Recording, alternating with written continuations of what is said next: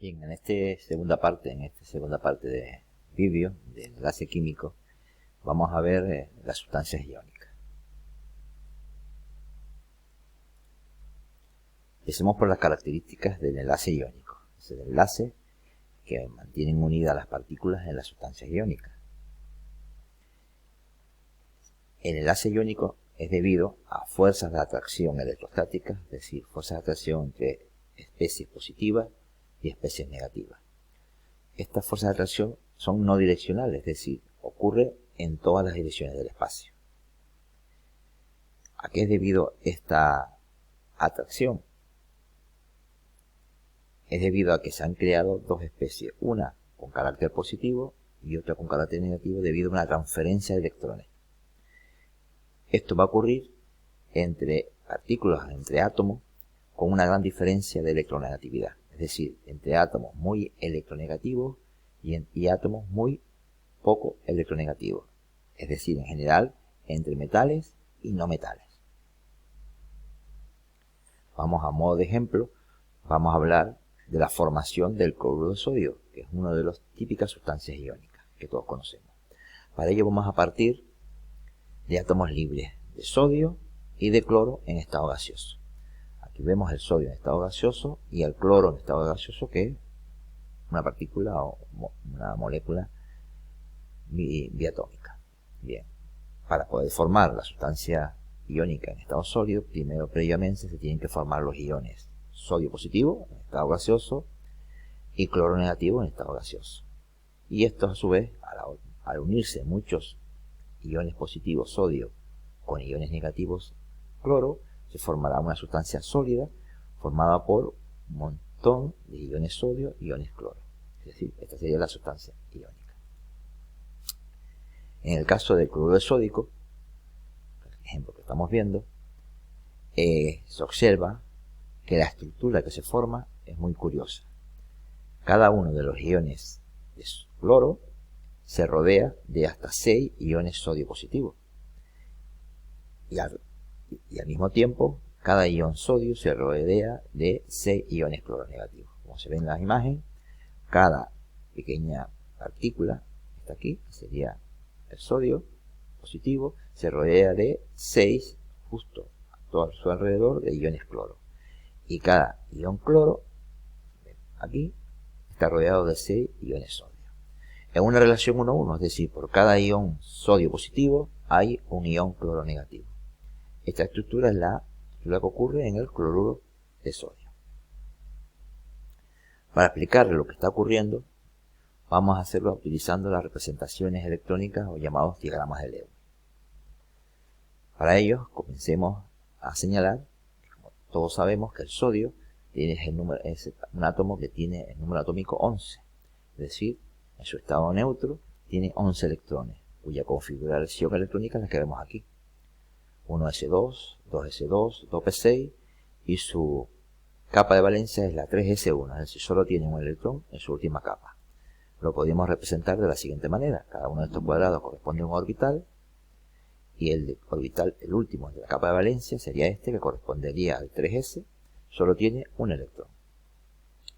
La representación de Lewis sería el símbolo del sodio y hemos marcado un puntito para indicar que solo tiene un electrón en esa capa de valencia. Este sería el diagrama de Lewis del sodio. Para el cloro haríamos algo similar. La configuración electrónica del cloro sale a partir de que su número atómico es 17. Aquí vemos su configuración electrónica. En su última capa termina en 3s2, 3p5. Si representamos esto, saldría algo similar aquí. Esta sería la capa de valencia. Este sería el orbital 3s2. Estos son los 3 orbitales p. Tiene 5 electrones en orbitales p. Sería aquí 2, 4 y 1 más 5. Ahora representar esto en un diagrama de Lewis, solamente tenemos que poner el símbolo del cloro. Y o bien ponemos puntitos por cada uno de los electrones, o de forma muy simplificada, podemos poner una raya para indicar que hay 2 electrones. Aquí serían 2, 4, 6 y 1 más 7. Serían estos 7 electrones. Aquí tenemos, por tanto, los 2 diagramas de Lewis del átomo de sodio y del átomo de cloro. ¿Qué ocurre cuando se forma un sodio más positivo y un cloro menos negativo? Bueno, el átomo de sodio, que tiene un solo electrón, tiene su tendencia a perderlo para adquirir la configuración de gas noble. Es decir, si perdemos este electrón de aquí, si lo quitamos, como ven, lo que queda aquí para atrás es una configuración estable de gas noble. Que quedaríamos como 2s2, 2p6, capa llena, regla del octeto. Igual ocurre con el cloro. Si el cloro gana un electrón y completa esta capa, completamos por tanto 8, quedaría 3s2, 3p6, también configuración de gas noble. Y es lo que ocurre. Como observamos, el sodio cede el electrón último de su capa de valencia a un átomo de cloro, quedando el sodio positivo con configuración estable de gas noble y el cloro negativo con configuración estable de gas noble. Ambos son estables y al mismo tiempo que se van formando se sienten atraídos, ya que uno es positivo y el otro es negativo. Si hacemos un balance energético de ver si es favorable la formación de sustancias iónicas,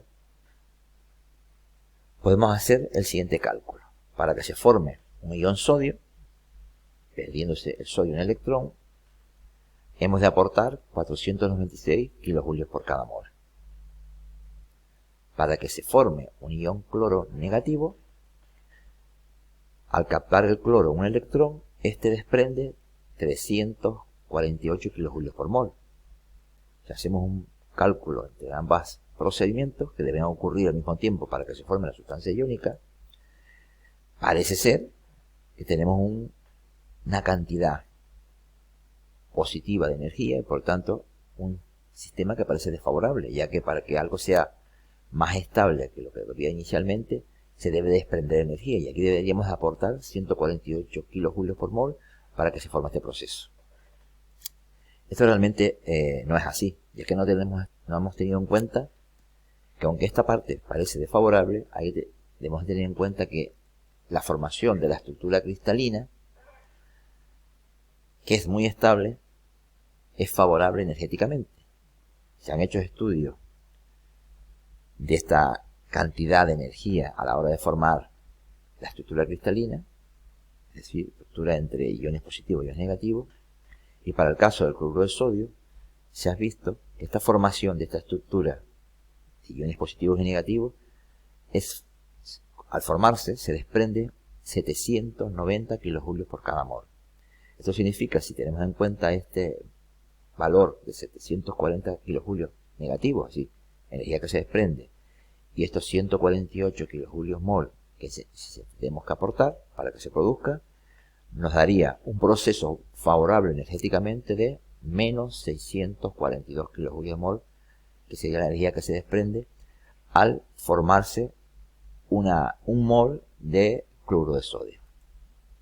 Es decir, globalmente es un proceso favorable energéticamente.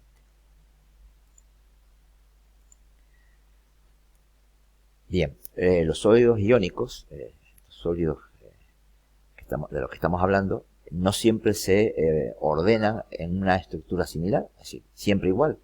Hemos visto el ejemplo del cloruro de sodio, pero dependiendo de dos factores, del tamaño de los iones y de la carga de estos, es decir, no es lo mismo que sea uno positivo, dos positivos o tres positivos, o en el caso contrario negativo, esto va a hacer que estructuras cristalinas sean de distintos tipos. Aquí vemos imágenes de tres estructuras cristalinas de tres sustancias cristalinas diferentes, como el sulfuro de zinc, el cloruro de cesio, el dióxido de titanio o el fluoruro de calcio, que cada una de las estructuras son diferentes. Como acabo de comentar, eso va a depender de los factores del tamaño de los iones y de la carga que tienen estos. Bien, aquí vemos ejemplos de 4 sustancias cristalinas, sustancias iónicas, y que se observa algo común en todas ellas. Son todos sólidos. Aquí, como vemos, no observamos ninguna sustancia iónica, ni líquida, ni gaseosa. Bien, entonces, ¿cuáles son las propiedades de las sustancias iónicas? Vamos a verlas de forma muy somera. Todas las sustancias iónicas mantienen en común las siguientes propiedades. En primer lugar, están formados ¿por qué? Por iones de distintos signos. Es decir, iones positivos e iones negativos atraídos por fuerzas electrostáticas muy grandes. ¿Esto qué implica?